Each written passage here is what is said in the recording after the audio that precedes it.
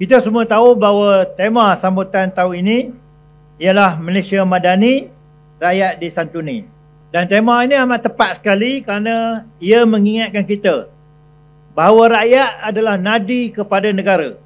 Rakyat adalah keutamaan dalam setiap dasar dan rakyatlah yang menjadi tujuan segala usaha pembangunan. Sebab itulah kita di Negeri Pahang, saya bersama-sama dengan rakan-rakan kepimpinan negeri, kita mendahulukan rakyat. Di Negeri Pahang ini, daripada ibu yang melahirkan bayi sampailah kepada warga mas, kerajaan Negeri Pahang ambil cakna dan kepedulian terhadap mereka.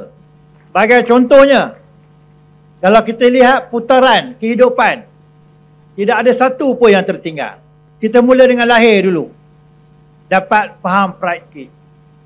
Bila masuk darjah 1, kerajaan negeri bagi bantuan dalam bentuk kewangan. Selepas sekolah rendah, sekolah menengah pun kerajaan negeri bagi. Masuk universiti, one off dapat RM700.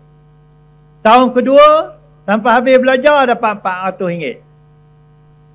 Habis belajar, kerja, kahwin, kali pertama pun kerajaan negeri bagi lagi bantuan kahwin kali pertama. Kemudian dapat anak, kerajaan negeri bagi lagi untuk anak yang baru dilahirkan.